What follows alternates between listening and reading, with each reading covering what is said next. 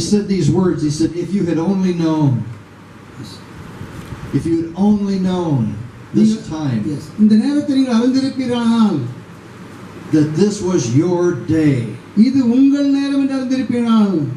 And then he told them that because they didn't recognize it, all this destruction was going to be coming to pass. வரப்போகிறதான அழிவை குறித்த அறிவு இல்லாததனால ஜனங்கள் அந்த மகிழ்ச்சியில் இருக்கிறார்கள், சந்தோஷத்தில் இருக்கிறார்கள். And he said it's because you did not know the time of your visitation. ஏனென்றால் உங்களை சந்திக்கும் காலம் என்னதென்பதை நீங்கள் அறியாமல் போனீர்கள். Those are such sad words. அந்த மிக துக்கமான வார்த்தைகளை இயேசு சொல்லுகிறார். I don't want to hear Jesus say to me, you did not know. ஆமென். இயேசு ஒருபோது என்னை பார்த்து நீ அறியாமல் போனாயே என்று சொல்ல நான் ஒருபோது ஆசைப்படல. I don't want him to tell me I did not recognize the time that God had appointed for me. தேவன் எனக்காக நியமித்த நேரத்தை நான் அறியாமல் போனேனே என்று நான் ஒருபோதும் ஸ்தோத்திரம் அந்த நிலைக்கு போக நான் ஆசைப்படுவதில்லை. And he said, especially you, and he pointed to the leaders. அவன் குறிப்பாக தலைவர்களை பார்த்து சொல்லுகிறார். He said, even you should have known. ஆமென். தலைவர்களை பார்த்து நீங்களாகிலும் அறிந்திருந்தால் நலமாயிருக்கும். They were the leaders of the people.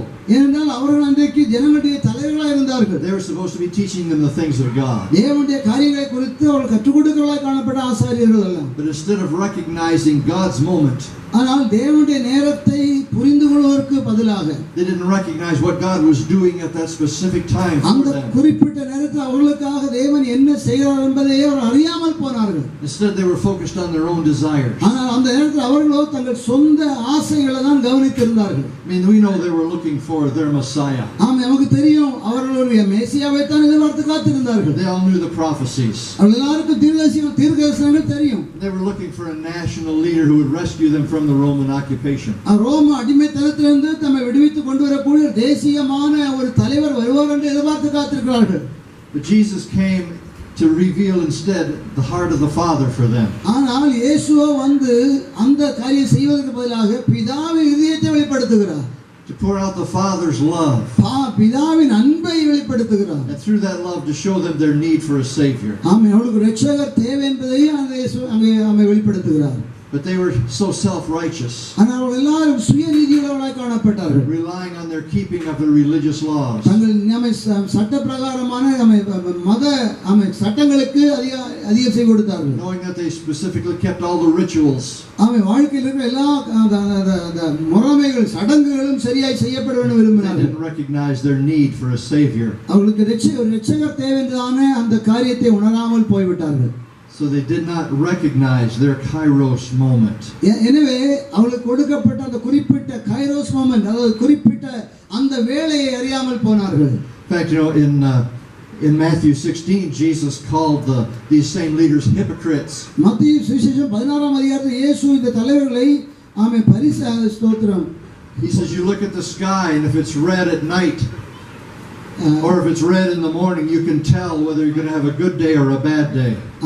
மாயக்காரன்னு கூப்பிடுகிறார். நேரத்தை பார்க்கும்போது, சூரிய அஸ்தமிக்கிறதை பார்க்கும்போது, வானத்துல செவ்வானம் வரும்போது எல்லாம் நீங்கள் பார்க்க அடையாளம் காண தெரிகிறது. He said you can read the face of the sky. வானத்திலே பார்த்து உங்களுக்கு நேரத்தை சொல்ல முடியுது. But you cannot discern the signs of the time. ஆனால் நேரத்தில் கொடுக்கப்பட்ட அடையாளங்களையோ நீங்கள் அடையாளம் காண தவறிவிட்டீர்கள். The leaders of the church. அன்றைக்குள்ள சபை தலைவர்கள். But you see, everything that we see in the Word வேதத்துல வாசிக்கிற ஒவ்வொரு காரியங்களும் works on the principle of seed, time, and harvest. ஆமென். எப்பொழுதும் வேதத்துல ஒவ்வொரு காரியங்களும் விதை, நேரம், அறுவடை என்றதான ஒரு கோட்பாடு தான் செயல்பட்டு கொண்டிருக்கிறது. All of the principles of God are seed, time, and harvest. ஆமென். தேவனுடைய எல்லா திட்டங்களும் குறிக்கோள்களும் விதை, காலம், அறுவடை என்றதான ஒரு குறிக்கோளில் வைக்கப்பட்டிருக்கிறது. Even from the very beginning when God spoke in the garden. ஆமென். ஆதியிலே ஸ்தோத்திரம் ஆண்டவர் முதல் வார்த்தை பேசும்போது, தோட்டத்தில் முதல் வார்த்தை பேசும்போது கூட அப்படிதான் செயல்பட்டது. And he prophesied the coming of the Messiah. அன்றைக்கு கூட மெசியாவுடைய வருகை குறித்து அன்றைக்கே ஒரு தீர்க்கதரிசனம் உரைத்தார். That word was a seed that he planted. அவர் அன்றைக்கு சொன்ன அந்த வார்த்தையானது ஒரு விதையாய் விதைக்கப்பட்டது. And it took time for that seed to mature. அந்த விதையாகி அந்த வார்த்தை நிறைவேறி அது பலன் கொடுக்கிற நிலைமைக்கு வருவதற்கு காலம் தேவைப்பட்டது. And the harvest time for his people came when Jesus appeared on the earth. ஆனால் அறுவடை காலம் வந்தபோது இயேசு இந்த பூமியில் வெளிப்பட்ட போது அந்த அறுவடையாகி ஜனங்கள் ரட்சிக்கப்பட ஆரம்பித்தார்கள். Every prophetic word is seed, time and harvest. எல்லா தீர்க்கதரிசன வார்த்தைகளுக்கும் விதைக்கிற காலம், அது முளைக்க வளருகிற காலம், அது அறுவடை காலம் என்று 3 காலங்கள் இருக்கிறது. Each word we see in the Bible. வேதத்தில் ஒவ்வொரு காரியங்களையும் அப்படிதான் நம்ம பார்க்க வேண்டியது. Each prophetic word we may have received over time. நம்ம வாழ்க்கையில கூட தனிப்பட்ட முறையில் தேவன் நமக்கு தந்திருக்கிற ஒவ்வொரு தீர்க்கதரிசன வார்த்தைகளும் கூட அப்படித்தான். It's a seed God sowed into our life. நம்முடைய வாழ்க்கையில தேவன் விதைத்த விதை அந்த வாக்குத்தத்த வசனங்கள். There's a specific time for that seed to mature. அந்த வாக்குத்தத்த வார்த்தைகள் நம்முடைய வாழ்க்கையில் நிறைவேறுவதற்கு குறிப்பிட்ட ஒரு காலம் தேவை. And then there's a harvest time when it comes to fulfillment. அந்த ஏற்ற காலம் வரும்போது, அந்த அறுவடை காலமாகிய காலம் வரும்போது அது நிறைவேறுவதை நீங்கள் பார்ப்பீர்கள்.